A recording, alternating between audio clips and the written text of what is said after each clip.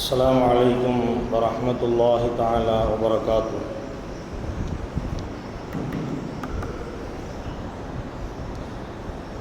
بسم الله العظيم القدرة والشان شديد البطش والبرهان حافظ الدين والقرآن ما شاء الله كان وما لم يشأ لم يكن لا حول ولا قوة إلا بالله العلي العظيم. الحمد لله نحمده ونستعينه ونستغفره ونؤمن به ونتوكل عليه ونعوذ بالله من شرور أنفسنا ومن سيئات أعمالنا. من يهده الله فلا مضل له ومن يضلل فلا هادي له. ونشهد أن لا إله إلا الله وحده لا شريك له. ونشهد أن سيدنا ونبينا ومولانا محمدا عبده ورسوله أرسله بالحق بشيرا ونذيرا وداعيا إلى الله بإذنه وسراجا منيرا. أما بعد فقد قال الله تعالى في القرآن العظيم والفرقان المجيد. فأعوذ بالله من الشيطان الرجيم بفضل بسم الله الرحمن الرحيم. يسألونك ماذا ينفقون قل ما أنفقتم من خير فللوالدين والأقربين واليتامى والمساكين وابن السبيل. وقال نبينا صلى الله عليه وسلم ولأن أمشي مع أخي لي في حاجة أحب إلي من أن أعتب هذا المسجد. صدق الله وصدق رسول الله صلى الله عليه وسلم. புவிவாழ்வு புனிதம் பெற ஃபுர்கானை புவிக்கழித்த பேருபகாரி அல்லாஹ்விற்கு அனைத்து புகழும் உரித்தாகட்டுமாக.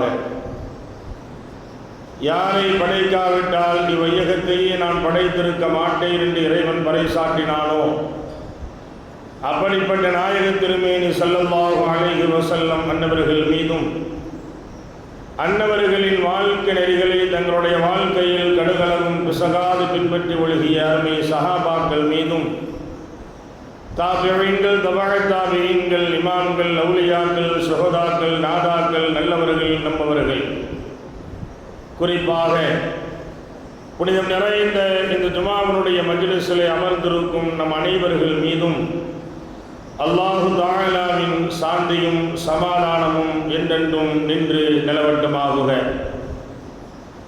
இறைவனின் இறையில்லமாம் திரு கஅபா ஷரீஃபையும் இறை தூதுவரின் பூங்காவனம் ரௌலா ஷரீஃபையும் புனிதம் நிறைந்த பைத்துல் முகத்தஸையும் திரும்ப திரும்ப குடும்பத்தோடு சந்திக்கிற நசீபை வல்ல ரஹ்மான் நம் அனைவர்களுக்கும் தந்த அருள்புரிவானாக. புனிதமான இந்த ஜுமாவினுடைய மஜ்லிஸிலே நாம் எல்லாம் இப்படி ஒன்று கூடி அமர்ந்திருக்கிறோமோ இதுபோன்று நாளை சுவனத்தில் நபிகள் நாயகம் ஸல்லல்லாஹு அலைஹி வஸல்லம் அன்னவர்களோடு ஒன்று கூடி அமரக்கூடிய நல் பாக்கியத்தை வல்ல ரஹ்மான் நம் அனைவர்களுக்கும் தந்த அருள்புரிவானாக.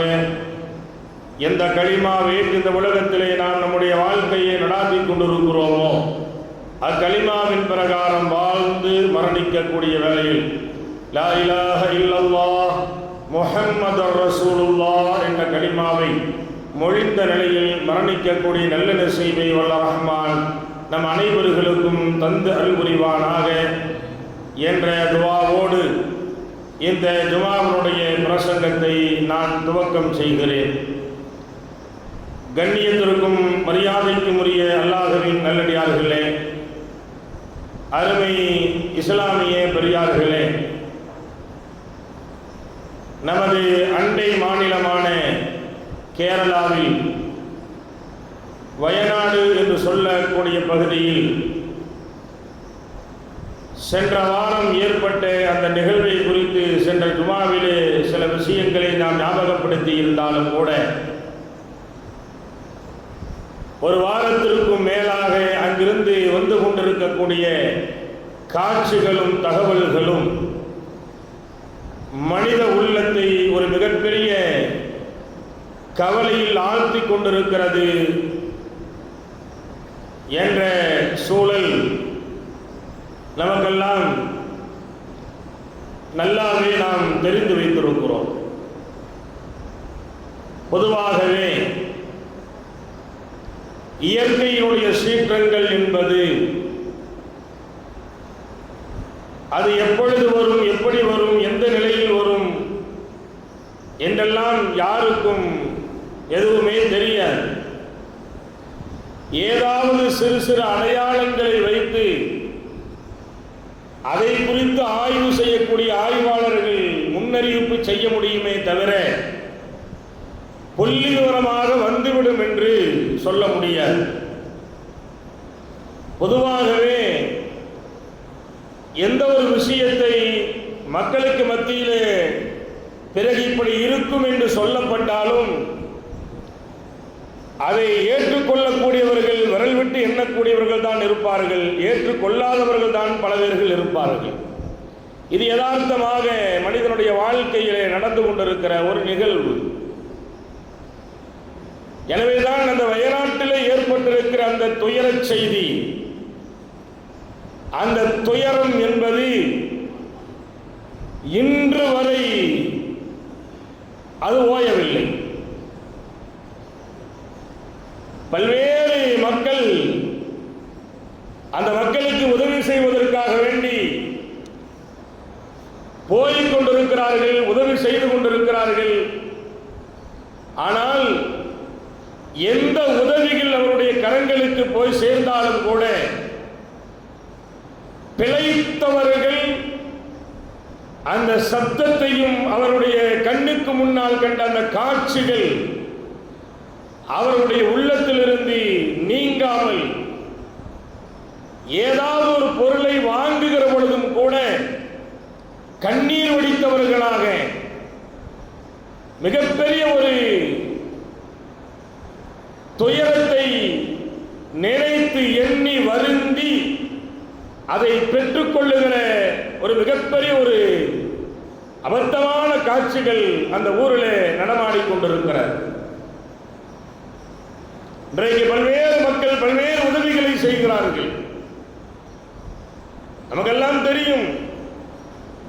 இது போன்ற விஷயங்களை குறித்து அல்லாஹ் குர்ஆனிலே நிறைய செய்திகளை சொல்லுவான். பெருமானார் ஸல்லல்லாஹு அலைஹி வஸல்லம் அவர்கள் ஹதீஸ்களிலே ஆயிரம் செய்திகளை சொல்லி இருக்கிறார்கள். இது இன்று நடைபெறக்கூடிய நிகழ்வுகள் அல்ல. பல நேரங்களில் பல காலங்களில் இது போன்ற நிகழ்வுகள் நடைபெற்றிருக்கிறது. ஆனால் வயநாட்டிலே நடைபெற்ற இந்த துயரம் என்பது ஆய்வாளர்களால் சொல்லப்படக்கூடிய கருத்துகள் இது போன்ற ஒரு துயரத்தை இதுவரைக்கும் கண்டதில்லை என்று சொல்லும் அளவிற்கு ஏற்பட்டிருக்கிறது. அல்லாஹ் பாதுகாப்பானாக, அனைத்து மக்களையும் அல்லாஹ் பாதுகாப்பானாக. எங்கும் இது போன்ற ஒரு நிகழ்வு நடைபெறாமல் அல்லாஹ் பாதுகாப்பானாக. கண்ணியத்திற்குரிய பெருமக்களே, எனவேதான் அந்த மக்களுக்கு நிறைய நாம் உதவி செய்ய வேண்டிய கடப்பாடுகள் நமக்கு இருந்து வருகிறது. எந்த அளவுக்கு நம்மால் முடியுமோ அந்த அளவுக்கு நாம் உதவிகள் அவர்களுக்கு செய்ய வேண்டும். குர்ஆனிலே அல்லாஹ் சொல்லுகிற பொழுது யஸ்அலூனக மாதா யுன்ஃபிகூன், அல்லாஹ் சொல்லுகிறான், நபியே, பொற்களில் எதை செலவு செய்வது? அல்லாஹ் சொல்லுகிற ஒவ்வொரு செய்திகளும் ஆழ சிந்திக்க வேண்டிய செய்திகள். யஸ்அலூனக மாதா யுன்ஃபிகூன், நபியே, பொருட்களில் எதை செலவு செய்வது, யாருக்கு கொடுப்பது என்று உங்களிடத்திலே மக்கள் கேட்கிறார்கள். உங்களிடத்திலே பொருள் என்னிடத்தில் இருக்கிறது, அது எப்படி கொடுக்கிறது, யாருக்கு கொடுக்கிறது அப்படின்னு கேட்கிறாங்க. எனவே குல் மா அன்ஃபக்தும் மின் கைரின், நீங்க சொல்லுங்க, அல்லாஹ்வுடைய தூதரிடத்திலே அல்லாஹ் சொல்லுகிறார், நபியே நாயகமே நீங்கள் சொல்லுங்கள், நன்மையை கருதி நீங்கள் எத்தகைய பொருளையும் நீங்கள் செலவு செய்தாலும் நன்மை கிடைக்கும் என்று சொல்லி நீங்க எந்த பொருளை நீங்கள் செலவு செய்யறதா இருந்தாலும் நீங்க யாருக்கு செய்ய வேண்டும் தெரியுமா? ஃபலில் வாலிதைனி வல் அக்ரபீன், உங்களுடைய பெற்றோர்களுக்கு செய்யுங்கள், உங்களுடைய உறவினர்களுக்கு நீங்கள் செய்யுங்கள், உங்களுடைய பெற்றோர்களுக்கு நீங்கள் உதவி செய்யுங்கள், உங்களுடைய உறவினர்களுக்கு நீங்கள் உதவி செய்யுங்கள். வல் யதாமா வல் மசாகீன் வபுனுஸ் சபீல், அந்த ஆயத்தினுடைய தொடரில் அல்லாஹ் சொல்லுகிற பொழுது அனாதைகளுக்கு கொடுங்கள், ஏழைகளுக்கு நீங்கள் கொடுங்கள். அதே போன்று வழிபோக்கர்கள் எல்லாம் இழந்து கிடக்கிறார்களே, இழந்த நிலையில இருக்கிறார்களே, இருப்பதற்கு இடம் இல்லாமல், உடுத்துவதற்கு உடை இல்லாமல், குடிப்பதற்கு பானம் இல்லாமல், உண்ணுவதற்கு உணவில்லாமல் யார் தத்தளிக்கிறார்களோ அவர்களுக்கும் நீங்கள் கொடுங்கள் என்று அல்லாஹ் குர்ஆனிலே சொல்லித் தருகிறார். என்றோ சொன்ன வார்த்தை, என்னைக்கோ இறங்கிய வார்த்தை இன்றைக்கு இந்த சமூகத்திற்கு தேவைப்படுகிறது. இன்றைக்கு இந்த சமூகத்திற்கு தேவைப்படுகிறது. பாசத்திற்குரிய பெருமக்களே, ஆக இன்றைக்கு இந்த வயநாட்டிலே வாழ்ந்து கொண்டிருக்கிற மக்களுக்கு வாரி கொடுக்க வேண்டிய ஒரு சூழலில் இந்த சமூகம் இருந்து கொண்டிருக்கிறார். எத்தனையோ பேர்கள் குடித்துக் கொண்டே இருக்கிறார்கள். ஆனால் போதாத நிலையில் தான் இருந்து வருகிறது. போதாத நிலையில இருந்து வருகிறது என்று சொன்னால் எவ்வளவு பெரிய பாதிப்பை அந்த ஊரில் இருக்கக்கூடிய மக்கள் சந்தித்திருப்பார்கள். அதனால தான் நபிகள் நாயகம் ஸல்லல்லாஹு அலைஹி வஸல்லம் அவர்கள் சொல்லுவார்கள், அற்புதமான ஒரு செய்தியை பெருமானார் பதிவு செய்வார்கள். قال النبي صلى الله عليه وسلم ولأن أمشي مع أخي في حاجة أحب إلي من أن أعتك في هذا المسجد. ஸல்லல்லாஹு அலைஹி வஸல்லம் சொல்றாங்க, அதாவது பிறருக்கு வேண்டி அவருடைய தேவைகளுக்காக வேண்டி உதவி செய்யக்கூடியவர்கள், அதற்குண்டான முயற்சிகளை செய்யக்கூடியவர்கள், அதற்கு அந்த தேவைக்காக வேண்டி பயணம் மேற்கொள்ளக்கூடியவர்கள், அவர்களுக்கு எவ்வளவு நன்மை தெரியுமா? என்னுடைய பள்ளிவாசல் மதீனா இருக்கிறது, அதில் இஅ்திகாஃப் இருந்தால் என்ன நன்மை கிடைக்குமோ அதை விட நன்மை இருக்கிறது என்று சொல்லுகிறார்கள் கண்மணி ரசூலுல்லாஹி ஸல்லல்லாஹு அலைஹி வஸல்லம். அந்த மக்களுக்கு உதவி செய்வது, அந்த மக்களுக்கு உதவி செய்வதற்காக வேண்டி செல்லுவது, அங்கு சென்று அவருடைய நிலைகளை ஆய்வு செய்வதற்காக வேண்டி செல்லுவது, இதுவெல்லாம் மதீனாவிலே இஅ்திகாஃப் இருந்தால், பள்ளியிலே தங்கி இருந்தால் என்ன நன்மை கிடைக்குமோ அதை விட அதிக நன்மை அதற்கு கிடைக்கும் என்று சொல்லுகிறார்கள் கண்மணி ரசூலுல்லாஹி ஸல்லல்லாஹு அலைஹி வஸல்லம் அவர்கள். பாசத்திற்குரிய பெருமக்களை நாம் எண்ணி பார்க்கிறோம். இன்றைக்கு அப்படிப்பட்ட ஒரு நிலையில்தான் வயநாட்டிலே இருக்கிற மக்கள் இருந்து வருகிறார்கள். அவருடைய சூழல்கள் அப்படித்தான் இன்றைக்கு பாதிக்கப்பட்டிருக்கிறார். நாம் கவனத்தில் கொள்ள வேண்டிய செய்தி, எப்படியெல்லாம் வாழ்ந்த மக்கள், அந்த மக்கள் நம்மெல்லாம் பார்த்திருப்போம். பழைய வீடியோக்கள் அந்த ஊரை குறித்து வந்து கொண்டிருக்கிறது. செழிப்போடு இருந்தவர்கள் சுற்றுலா சென்று அந்த அழகை ரசித்து வரக்கூடிய அளவுக்கு அந்த ஊர் செழிப்போடு இருந்த ஊர் இன்றைக்கு ஒன்றுமே இல்லாமல் தத்தளிக்கிற அவலம் ஏற்பட்டிருக்கும் என்று சொன்னால் அவர்களுக்கு கை கொடுக்க வேண்டிய, அவர்களுக்கு கரம் நீட்ட வேண்டிய கடப்பாடுகள் இந்த சமூகத்திற்கு இருந்து வருகிறார். நபிகள் நாயகம் ஸல்லல்லாஹு அலைஹி வஸல்லம் அவர்கள் சொல்லுவார்கள், இஸ்லாத்தில் மிக சிறந்த காரியம் எது தெரியுமா? இஸ்லாத்தில் மிக சிறந்த காரியம் எது தெரியுமா? ஒன்று, மூமின்களை சந்தோஷப்படுத்துவது. மூமின்களை சந்தோஷப்படுத்துவது, அது கொடுத்து சந்தோஷப்படுத்துவதாக இருந்தாலும் சரி, பேசி சந்தோஷப்படுத்துவதாக இருந்தாலும் சரி, ஆறுதல் சொல்லி சந்தோஷப்படுத்துவதாக இருந்தாலும் சரி, பிறரை நாம் சந்தோஷப்படுத்துவது இஸ்லாத்திலே மிக சிறந்த செயல் என்பதாக கண்மணி ரசூலுல்லாஹி ஸல்லல்லாஹு அலைஹி வஸல்லம் சொல்லுகிறார்கள். கண்ணியத்திற்குரிய பெருமக்களே, ஆனால் அந்த மக்களிடத்திலே சென்று பேசுகிற பொழுது அவர்கள் சந்தோஷமான நிலைக்கு வராவிட்டாலும் கூட சில ஆறுதல் வார்த்தைகள் அவர்களுக்கு சமாதானத்தை கொடுத்து கொண்டிருக்கிறார். சில வார்த்தைகள் சமாதானத்தை அவர்களுக்கு தந்து கொண்டிருக்கிறார். ஜமாஅத்துல் உலமா சபையினுடைய ஆலிம் பெருமக்கள் அங்கு ஆய்வு செய்வதற்காக வேண்டி நேற்றைய முன்தினம் சென்றிருக்கிறார்கள். பல்வேறு வகையான மக்களை சந்தித்திருக்கிறார்கள். சந்தித்திலே கிடைக்கப்பட்ட செய்திகள் அவர்கள் மிகப்பெரிய ஒரு பதட்டத்தில் தான் இன்றுமே இருந்து வருகிறார்கள்.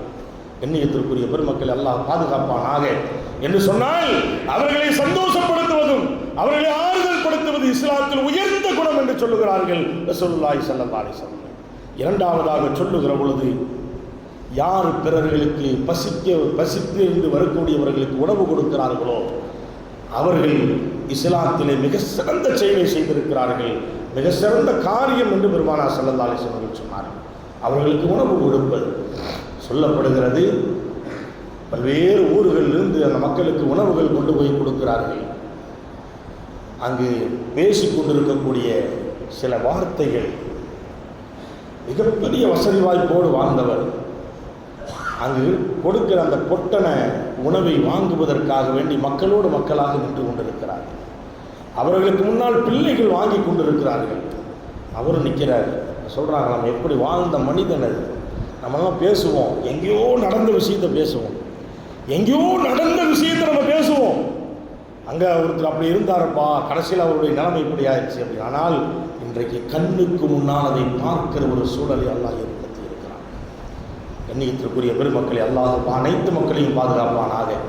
ஆக அந்த உணவு, அந்த பொருளை வாங்குவதற்காக யார் அதை செய்கிறார்களோ இஸ்லாத்தில் மிக உயர்ந்த காரியத்தை அவர்கள் செய்தார்கள் என்று கண்மணி ரசூலுல்லாஹி ஸல்லல்லாஹு அலைஹி வஸல்லம் அவர்கள் சொல்லுகிறார்கள். மூன்றாவதாக பெருமானார் ஸல்லல்லாஹு அலைஹி வஸல்லம் அவர்கள் சொல்லுவார்கள், ஆடை இல்லாதவர்களுக்கு யார் ஆடை கொடுக்கிறார்களோ அவர்கள் இஸ்லாத்தில் உயர்ந்த பணியை செய்திருக்கிறார்கள் என்று பெருமானார் ஸல்லல்லாஹு அலைஹி வஸல்லம் சொன்னார். ஆடைகள் கொடுப்பது, இன்றைக்கு அந்த மக்களுடைய நிலைமை அப்படித்தான் இருந்து வருகிறது. ஆடைகள் இல்லை, உடுத்துவதற்கு உடைகள் இல்லை, எல்லாம் சேர்ந்து தண்ணீரிலே போய்விட்டது. மக்கள் போய் கொடுக்கிற அந்த ஆடைகள் பிரியத்தோடு அவர்கள் வாங்கிக் கொள்கிறார்கள். ஆக உணவு இல்லாமல் மக்கள் இருப்பார்கள், உடை இல்லாமல் எப்படி இருக்க முடியும்? தன் மானத்தை மறைக்க வேண்டிய கடமை அவர்களுக்கு இருக்கிறதே. ஆக இந்த ஆடைகள் கொடுப்பது இருக்கிறது, இது மகத்தான பணி என்று பெருமானார் ஸல்லல்லாஹு அலைஹி வஸல்லம் அவர்கள் சொன்னார்கள். அதனால தானே ஓரளவுக்கு இறையச்சத்தோடு வாழக்கூடிய மக்கள், ஜகாத்தினுடைய கடமைகள் இருக்கக்கூடியவர்கள், ஜகாத்துகள் கொடுக்கிற பொழுது சில வீடுகளை தேர்வு செய்வார்கள், சில வீடுகளை தேர்வு செய்வார்கள். அதாவது சரியான ஆடை அவர்களுக்கு இருக்காது, உடைகள் அவர்களுக்கு இருக்காது. அந்த மாதிரி குடும்பங்களை தேர்வு செய்து அவங்களுடைய குடும்பத்திற்கே ஆடைகளை எடுத்துக் கொடுப்பார்கள். இறையச்சத்தோடு வாழக்கூடிய சிலர்கள் செய்வாங்க, வெளியிலே தெரியாது, அவர் கொடுத்து கொண்டே இருப்பார். ஆக இப்படி எத்தனையோ மக்கள் செய்து மறைந்து வாழ்ந்து கொண்டிருக்கிறார்கள். காரணம் என்ன தெரியுமா? அந்த ஆடைகளை கொடுப்பது அவ்வளவு நன்மை தரக்கூடிய காரியம். அதனால்தான் பெருமானார் ஸல்லல்லாஹு அலைஹி வஸல்லம் அவர்கள் இது போன்ற விஷயங்களை, ஆர்வத்தை நமக்கு ஏற்படுத்துகிறார்கள். கண்ணியத்திற்குரிய பெருமக்களே, நாம் பார்க்கிறோம் ஸல்லல்லாஹு அலைஹி வஸல்லம் அவர்கள் சொல்லுகிற செய்திகள் ஒவ்வொன்றுமே ஆழமாக நாம் சிந்திக்க வேண்டிய செய்திகள், சிந்திக்க வேண்டிய செய்திகள். எத்தனை எத்தனை வரலாறுகள் அதற்கு அதாவது உதாரணமாக இருந்து கொண்டிருக்கிறது. நமக்கெல்லாம் தெரியும், ஹஸரத் உமர் இப்னு கத்தாப் ரலியல்லாஹு தஆலா உமர் ரலியல்லாஹு தஆலா அவர்கள், அதாவது யார் இல்லைன்னு வர்றாங்களோ உடனே அவர்களுக்கு கொடுப்பார்கள். கலீஃபாவாக இருக்கிறாங்க, ஜனாதிபதியா இருக்கிறாங்க. அந்த மாதிரி நேரத்தில் ஒரு நாள் சந்தை பகுதிக்கு, கடை வீதிக்கு அப்படியே போறாங்க. உமர் ரலியல்லாஹு அன்ஹு கடை வீதிக்கு அப்படியே போயிட்டு இருக்கிற நேரத்தில் ஒரு வயதானவர் தெருவில் நின்று யாசகம் கேட்டுக்கொண்டிருக்கிறார். தள்ளாத வயது, ஏன் இவர் இப்படி கையேந்தி கொண்டிருக்கிறார்? ஏதாவது பசியாக இருக்குமோ? நாம் ஆட்சியில் இருக்கிற பொழுது முஸ்லீம் அல்ல, எந்த மதத்தை சேர்ந்தவர்கள் அந்த நிலையில் இருக்கக்கூடாது என்பதில் கவனமாக தன்னுடைய ஆட்சியை நகர்த்தியவர்கள் ஹஸரத் உமர் இப்னு கத்தாப் ரலியல்லாஹு தஆலா. அவரை கூப்பிடுறாங்க, கூப்பிட்டு கேட்கிறாங்க, ஏங்க கையேந்திட்டு இருக்கிறீங்க, என்ன விஷயம்? இல்லை, நாட்டில் அரசாங்கத்துக்கு நான் வரி செலுத்த வேண்டும் அல்லவா, வரி செலுத்துவதற்கு எங்கிட்ட காசு இல்லை, வரி செலுத்துவதற்கு எங்கிட்ட காசு இல்லை, நான் வரி செலுத்தவில்லை என்று சொன்னால் அரசாங்கத்திலிருந்து வரக்கூடிய வெகுமதிகள் எனக்கு நிப்பாட்டப்பட்டு விடும். அவர் முஸ்லிம் அல்ல, யூத சமூகத்தை சேர்ந்த வயதானவர். வரியை கட்டணும், அதுக்காக வேண்டி ஊரில் நான் கையேந்தி நிற்கிறேன்னு சொன்னான். அருகாமையிலே அவர் சொல்லிக் கொண்டிருக்கிற பொழுது கண்கள் இருந்து கண்ணீர் வருகிறது. ஹஸரத் உமர் இப்னு கத்தாப் ரலியல்லாஹு அன்ஹு அவர்களுக்கு பார்க்கிறார்கள், இவ்வளவு வறுமையா, 35 ஆண்டு காலங்கள் நீங்கள் வரியை செலுத்தி இருக்கிறீர்கள், இனி நீங்கள் வரி செலுத்த வேண்டாம் என்று சொல்லி அரசாங்க சட்டமாக அந்த நபருடைய பெயரை எழுதி இவரிடத்தில் இனி நீங்கள் வசூல் செய்யாதீர்கள், வரியை இவரிடத்தில் வாங்கக்கூடாது என்ற ஒரு பிரகடனத்தை வெளிப்படுத்துகிறார்கள் ஹஸ்ரத் உமர் இப்னு கத்தாப் ரலியல்லாஹு அன்ஹு. அதை மட்டும் செய்யல, அந்த அரசவையிலிருந்து அவரை அனுப்பி வைக்கிற பொழுது உங்களுக்கு என்னென்ன தேவையோ அத்தனையும் இந்த அரசாங்க கசானாவில் இருந்து பைத்துல் மாலில் இருந்து நீங்கள் பெற்றுக் கொள்ளுங்கள் என்று சொல்லி மதத்தை பார்க்கவில்லை, இனத்தை பார்க்கவில்லை, மொழியை பார்க்கவில்லை, யூத சமூகத்தை சேர்ந்தவராக இருந்தாலும் கூட அவர்களுக்கு உதவி செய்தார்கள் ஹஸ்ரத் உமர் இப்னு கத்தாப் ரலியல்லாஹு தஆலா. ஆக வறுமையில் இருக்கக்கூடியவர்கள், சிரமத்தில் இருக்கக்கூடியவர்கள், உண்ணுவதற்கு உணவில்லாமல் இருக்கக்கூடியவர்கள், உடுத்துவதற்கு உடையில்லாமல் இருக்கக்கூடியவர்கள், வறுமையில் வாடிக்கொண்டிருக்கக்கூடியவர்கள், அரசாங்கம் அவர்களுக்கு உதவி செய்ய வேண்டும் என்று சொல்லுகிற சட்டத்தை அமல்படுத்தியவர்கள் ஹஸ்ரத் உமர் இப்னு கத்தாப் ரலியல்லாஹு அன்ஹு. இதுக்காக வேண்டி அடுத்தவர்களிடத்தில் கையேந்துவதா? வேண்டாம். வயது முதிர்ந்தவர், உங்களுடைய கண்ணியத்தை காப்பாற்ற வேண்டிய கடமை இந்த அரசாங்கத்திற்கு உண்டு என்று சொன்னார்கள் ஹஸ்ரத் உமர் இப்னு கத்தாப் ரலியல்லாஹு தஆலா. கண்ணியத்திற்குரிய பெருமக்களை நாம் யோசனை செய்து பார்க்கிறோம். ஆக இதுவெல்லாம் இந்த சமூகம் நமக்கு கற்றுத்தந்திருக்கிற பாடங்கள். இந்த சமூகம் நமக்கு கற்றுத்தந்திருக்கிற பாடங்கள். யாருமே சிரமத்தில் இருக்கக்கூடாது, சிரமத்தில் இருந்தால் அவர்களுக்கு உதவி செய்ய வேண்டும். அப்படிப்பட்ட உதவியை எதிர்பார்த்த நிலையில் தான் இன்றைக்கு நம்மளுடைய அண்டை மாநிலமான அந்த வயநாட்டிலே இருந்து கொண்டிருக்கிறது. கண்ணியத்திற்குரிய பெருமக்களே, எத்தனை எத்தனை அதாவது சொல்லப்படுகிறது, பலவேறு மக்கள் வீடு கட்டி தருகிறேன் என்று சொல்லி இருக்கிறார்கள், பணங்காசுகளை குவித்து கொண்டிருக்கிறார்கள். இருந்தாலும் கூட அரசாங்கத்தால் முறையாக வரக்கூடிய செய்தி என்ன தெரியுமா? இன்று வரை பல கோடி ரூபாய் அங்கே வந்து சேர்ந்திருந்தாலும் கூட அது பூர்த்தி ஆகாது என்று சொல்லப்பட்டிருக்கு. அப்போ எவ்வளோ பெரிய சேதத்தை அந்த ஊர் சந்தித்திருக்கும், எவ்வளோ பெரிய சேதத்தை அந்த ஊர் சந்தித்திருக்கும். கண்ணியத்திற்குரிய பெருமக்களை நாம் பார்க்கிறோம். எனவே தான் நாம் எல்லாம் அல்லாஹ் தஆலா நல்ல முறையில் நம்மை வாழ வைத்திருக்கிறார்.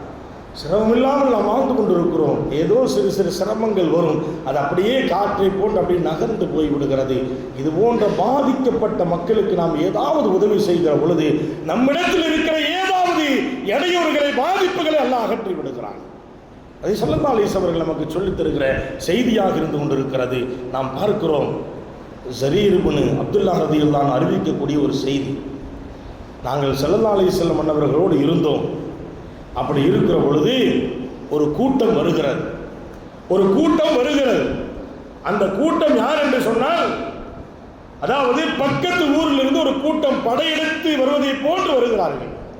அவரிடத்தில் காலில் செருப்பு இல்லை. பாருங்க, ஸல்லல்லாஹு அலைஹி வஸல்லம் எப்படியெல்லாம் பார்த்துருக்காங்க பாருங்க. காலில் செருப்பு இல்லை, இருக்கிற ஆடை அரைகுறையாக ஆடை அணிந்திருக்கிறார்கள். ஆடையை முழுமையாக அணிவதற்கு அவரிடத்திலே பொருளாதாரம் இல்லை, அரைகுறையாக அணிந்திருக்கிறார்கள். இந்த காட்சியை பார்த்தாங்க, அவர்களை தடுத்து நிறுத்துகிறார்கள். அவர்களுடைய ஏழ்மை நிலையை கண்டு அவங்கள்ட்ட கேட்குறாங்க, என்ன பிரச்சனை, ஏன் இந்த மாதிரி இருக்கிறீங்க, இவ்வளோ பெரிய கூட்டமாக இருக்கிறீங்களே, உங்களுக்கு என்ன ஆச்சு, என்ன சூழ்நிலை, உங்களுடைய சூழ்நிலை என்ன என்று விசாரிக்கிற பொழுது, நாங்கள் ஏழ்மையினுடைய பிடியில் இருக்கிறோம், சரியான சம்பாத்தியம் எங்கள் இடத்துல இல்லை, உழைப்பு இருக்கிறது, ஆனால் உழைப்புக்குண்டான சரியான வெகுமதிகள் எங்களிடத்தில் வருவது இல்லை என்றெல்லாம் தங்களுடைய இயலாமையை எடுத்துச் சொல்லுகிறார்கள். அந்த நேரத்தில் நபிகள் நாயகம் ஸல்லல்லாஹு அலைஹி வஸல்லம் அவர்கள் என்ன செய்கிறாங்கன்னா, ஹஸ்ரத் பிலால் இருந்தவங்கள கூப்பிடுறாங்க. இந்த பாருங்க, அந்த இடத்துல அவங்களுக்கு கொடுக்கறதுக்கு ரசூலுல்லாஹ்ட்ட ஒன்றும் இல்லை. பாருங்க, பிலால் இருந்தவங்கள கூப்பிடுறாங்க, ரசூலுல்லாஹ்ட்ட ஒன்றுமே இல்லை. பிலால் இருந்தவங்கள கூப்பிடுறாங்க, கூப்பிட்டு தோழரே ரொம்ப சிரமத்தில் வந்திருக்கிறாங்க, வேறு மதத்தை சேர்ந்தவர்கள், வேறு இனத்தை சேர்ந்தவர்கள், எல்லா வகையிலும் முஸ்லீம்கள் இருந்து அப்பாற்பட்டு விலகி இருக்கக்கூடியவர்கள்.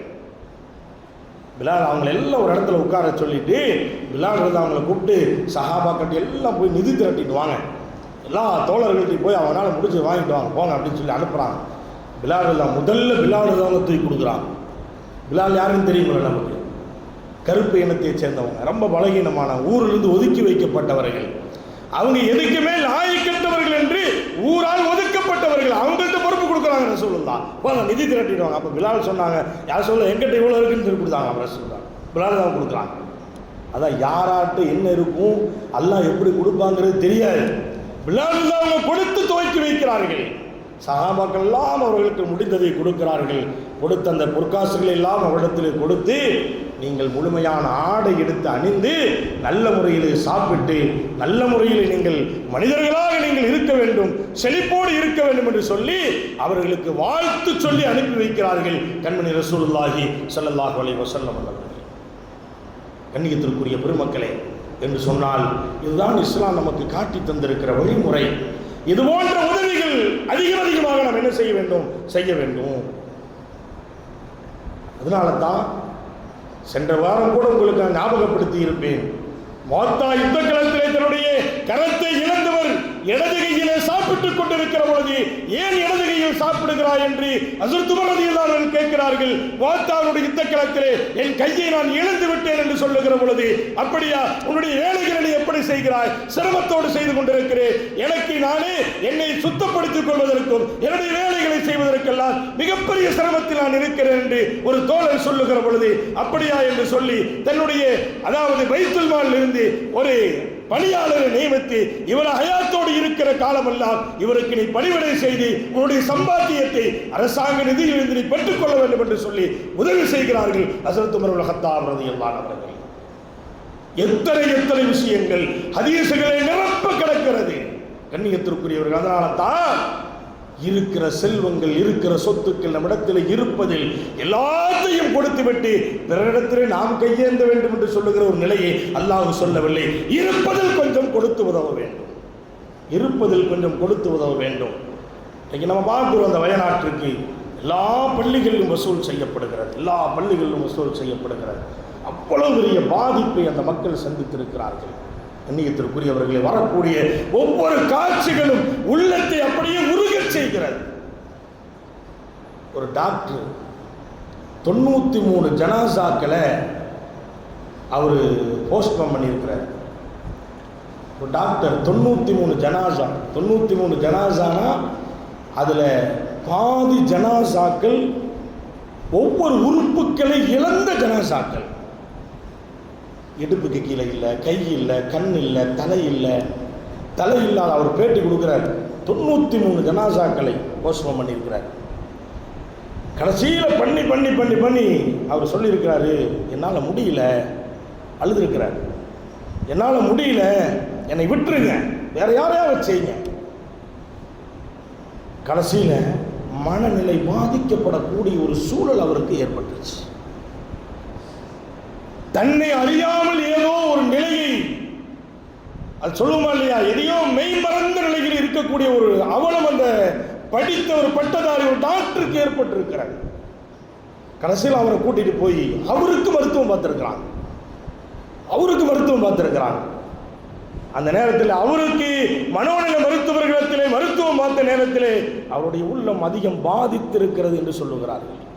பொதுவாகவே நம்ம பார்க்கணுமா இல்லையா, எத்தனை காட்சிகளை நம்ம பார்த்தோம். நமக்கு எங்கேயோ வீடியோவில் பார்க்கும் போதே நமக்கு ஒரு மாதிரியா இருக்குது. அதை நேரடியாக பார்க்கக்கூடியவர்களுடைய நிலை எப்படி இருக்கும்? கண்ணியத்திற்குரியவர்களை, கண்ணீர் வடித்தவராக சொல்லுகிறார் என்று சொன்னால் நாம் யோசனை செய்து பார்க்கிறோம் மனிதனுடைய நிலை.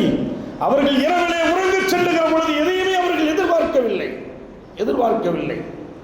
ஒரு பெண்மணி பேட்டி கொடுக்கிறார். ஒரு பள்ளி பாதிக்கப்பட்டிருக்கிறது, அந்த பள்ளியினுடைய இமாம் மரணித்திருக்கிறார். சென்ற வாரம் உங்களுக்கு நான் சொன்னேன், அந்த பள்ளியை அங்கு கட்டக்கூடிய நேரத்திலே அந்த பகுதியில் இருக்கிற மக்கள் அந்த பள்ளியை நீங்கள் கட்டாதீர்கள் என்று சொல்லியிருக்கிறார்கள். அந்த பள்ளியை நீங்கள் கட்டாதீர்கள் என்று தடுத்திருக்கிறார்கள். மஹல்லாவிலே வேறொரு பள்ளி இருக்கிறது, எதற்கு இதை கட்டுகிறீர்கள், கட்டாதீர்கள் என்று சொல்லி இருக்கிறார்கள். அந்த பெண்மணி சொல்லுகிறார், இந்த பள்ளி இல்லை என்று சொன்னால் நானும் என் பிஞ்சு குழந்தையும் காப்பாற்றப்பட்டிருக்க மாட்டோம் என்று சொல்லுகிறார். அந்த பள்ளியிலே இரவிலே வந்த ஒளி, அந்த பள்ளியிலிருந்து வந்த சப்தம் என்னுடைய உயிரை காப்பாற்றி இருக்கிறது. ஆனால் யார் உயிரை காப்பாற்ற வேண்டும் என்று சப்தமிட்டாரோ அவர் மரணித்து விட்டார். அந்த ஆலயம் ஜனாசாவை எடுக்கிற பொழுது வலது கையும் இல்லை, இடது காலும் இல்லை.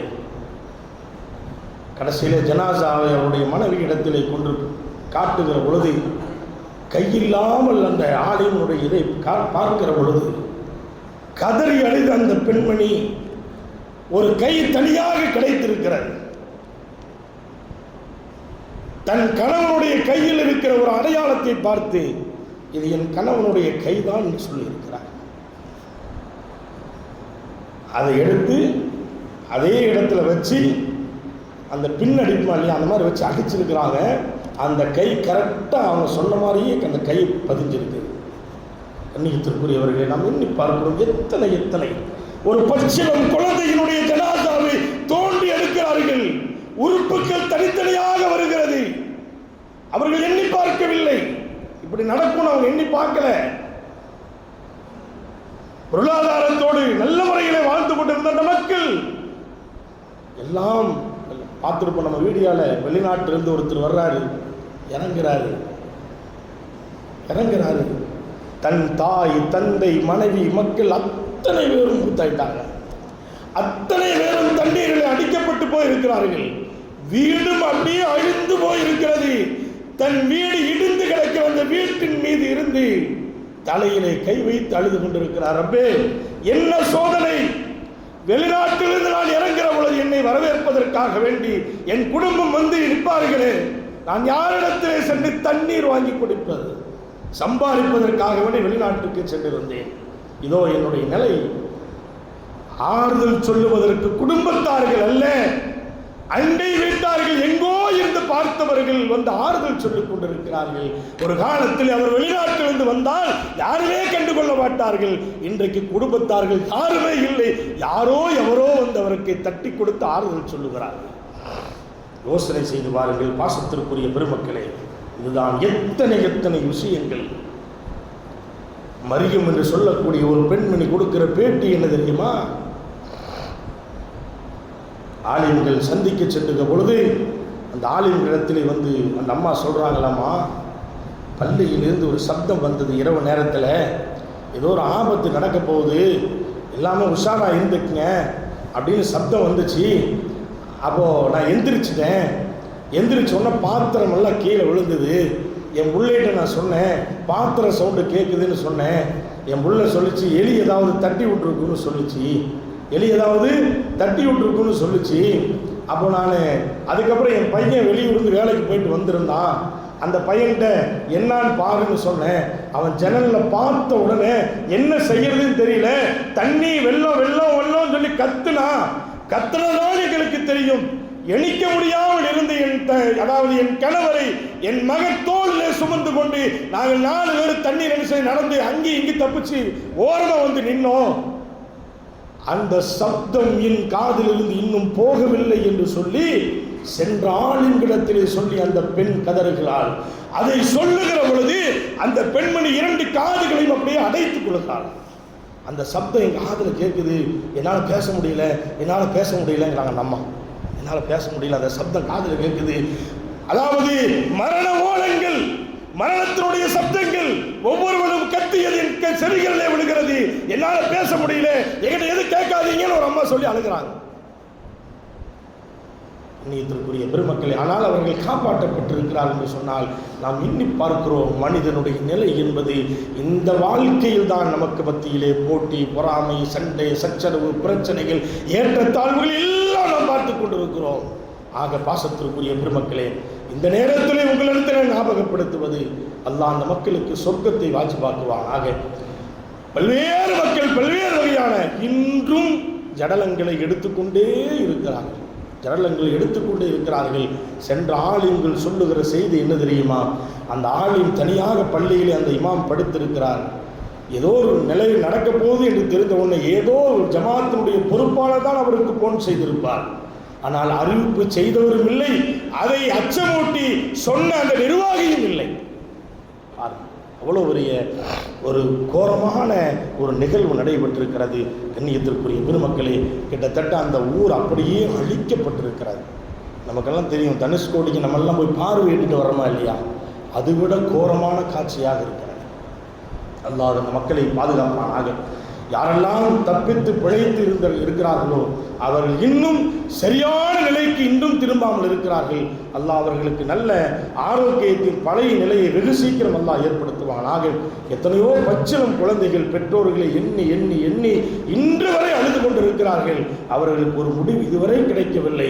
எத்தனையோ பச்சில குழந்தைகள் அனாதையாக்கப்பட்டிருக்கிறார்கள். பெற்றவங்க இல்லை, அந்த குழந்தைகள் மட்டும் காப்பாற்றப்பட்டிருக்கிறாங்க. அதே சில பெண்கள் கணவனையும் மக்களையும் இழந்திருக்கிறாங்க. சில பெண்கள் அப்படியே தத்தளித்துக் கொண்டிருக்கிறார்கள். அதை உதவி செய்வதற்கு குடும்பம் இல்லை, ஆறுதல் சொல்லுவதற்கு யாருமே இல்லை. அப்படிப்பட்ட ஒரு அவலம் அந்த ஊரில் ஏற்பட்டிருக்கிறது.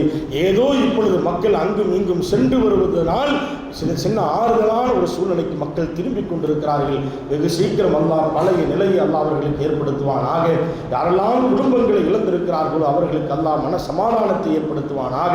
யாரெல்லாம் அந்த நிலச்சரிவுகளை மரணித்திருக்கிறார்களோ அல்லாஹ் தஆலா அவர்களுக்கு நல்ல சொர்க்கத்தை கொடுத்து ஷஹீதுடைய அந்தஸ்தை அல்லாஹ் அவர்களுக்கு வழங்குவானாக. உலகத்தில் வாழுகிற பொழுது அவர்கள் செய்த எல்லா நற்காரியங்களையும் அல்லாஹ் ஏற்றுக்கொள்வானாக. இன்றைக்கு அங்கு வாழ்ந்து கொண்டிருக்கிற அந்த மக்களுக்கு அல்லாஹ் எல்லா வகையான ஆரோக்கியத்தையும் ஆஃபியத்தையும் கொடுத்து குறிப்பாக மனதைரியத்தையும் நல்ல ஒரு மனநிலையும் அல்லாஹ் அந்த மக்களுக்கு அல்லாஹ் வழங்குவானாக. அதே போன்று பல்வேறு மக்கள் இளைஞர்கள் தங்களுடைய உயிரையும் கூட துச்சமாக கருதி அங்கு மிகப்பெரிய அளவில் பேரிடர் வேலைகளை செய்து கொண்டிருக்கிறார்கள். அவர்களுக்கு அல்லாஹ் பாதுகாப்பை வழங்குவானாக, அவர்களுக்கு ஆரோக்கியத்தை வழங்குவானாக. ஒரே ஒரு செய்தி, அந்த மீட்பு பணிக்காக வேண்டி, அதாவது ஒரு ஊருக்கு ஒரு இளைஞர் சென்றிருக்கிறார். அவருக்கு ஏதாவது ஆயிருமோன்னு சொல்லி இங்கிருந்து அவங்க மனைவி மக்கள் ஃபோன் பண்ணி பேசிட்டு இருக்காங்களாமா. அவர் சொல்றாராமா, துவா செய்யுங்க. நான் இங்கே பார்த்ததில் நம்ம ஏன் வாழ்கிறோங்கிறத என்னுடைய மனநிலை இருக்குது. என்னுடைய மனநிலை, நம்மெல்லாம் சொகுசாக வாழ்ந்துட்டு இருக்கிறோம். இங்கே இருக்கிற ஒவ்வொரு காட்சியும் பார்க்கும்போது நீ அதிகமாக துவா செஞ்சுட்டே இரு. நான் திரும்பி வர்றதும் வராமல் இருக்கிறது வேறு விஷயம்.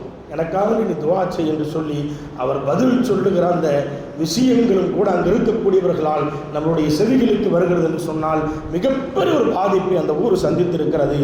அங்கு மீட்பு பணியில் இருக்கிற மக்களும் மிகப்பெரிய ஒரு ஆபத்தான நிலையில் தான் மீட்பு பணி இப்பொழுது 2 நாளாகத்தான் ஒரு சரியான ஒரு சூழல் அங்கு உருவானதாக தகவல்கள் வந்த வண்ணம் இருந்து கொண்டிருக்கிறது. எனவே பாசத்திற்குரிய பெருமக்களே, அந்த மக்களுக்காக வேண்டி நாம் செய்கிற உதவி, ஒன்று துவா நாம் செய்ய வேண்டும், அதிகம் நாம் துவா செய்ய வேண்டும். 2வது, நாம் செய்கிற உதவி உங்களால் எந்த அளவுக்கு தாராளமாக அந்த மக்களுக்கு நீங்கள் உதவி செய்ய முடியுமோ. சென்ற வாரம் நம்முடைய பள்ளியிலே வசூல் செய்யப்பட்டது கிட்டத்தட்ட 8515 ரூபா வசூல் ஆகியிருக்குது. அது பத்தாது, நமது மஹல்லாவிலிருந்தும் அதிகமான தொகைகளை நாம் கொண்டு போய் அந்த மக்களுக்கு சேர்க்க வேண்டும். உங்களால் எந்த அளவுக்கு தாராளமாக முடியுமோ சீக்கிரமாக இன்றைக்கு மக்ரிபுக்கு அந்த பணங்களை எல்லாம் கொண்டு போய் ஒப்படைக்க வேண்டிய ஒரு தருணம் இருக்கிறது. எனவே எந்த அளவுக்கு உங்களால் தாராளமாக அதிகமாக நீங்கள் உதவி செய்ய முடியுமோ தாராளமாக உதவி செய்யுங்கள். அதை போன்று அவர்களுக்காக துஆ செய்யுங்கள். அல்லாஹ்வுக்கு சுப்ஹானஹு வ தஆலா சாந்தமான ஒரு சூழலை அந்த மக்களுக்கு அல்லாஹ் ஏற்படுத்துவானாக. அவர்களுக்கு அங்கு உதவி செய்து கொண்டிருக்க அந்த மக்களுக்கு அல்லாஹ் பாதுகாப்பை வழங்குவானாக. யாரெல்லாம் அவர்களுக்கு பொருளாதார உதவி செய்கிறார்களோ அதை கொண்டு அல்லாஹ் நமக்கு பரக்கத்தை ஏற்படுத்தி ஆயுளை பலப்படுத்தி ஆரோக்கியமான வாழ்வை அல்லாஹ் வழங்கி அருள்வானாக. இன்றல்ல இனி எங்கேயும் யாருக்கும் இது போன்ற ஒரு நிலை எந்த மக்களுக்கு வராமல் அல்லாஹ் காத்து அவனுடைய கோபப்பார்வை இருந்தால் அது ஏதாவது வகையில் நமக்கு உதாரணமாக தந்து நாம் சரியான முறையில் வாழ்வதற்குண்டான வழிகளை அல்லாஹ் ஏற்படுத்தி இது போன்ற அபத்தமான ஆபத்திலிருந்து அதாவிலிருந்து அல்லாஹ் அத்தனை மக்களையும் காத்து அருள் புரிவானாக. வாஹிரு தஅவானா அனில் ஹம்துலில்லாஹி ரப்பில் ஆலமீன். அஸ்ஸலாமு அலைக்கும் வரஹ்மத்துல்லாஹி தஆலா வபரகாத்துஹு.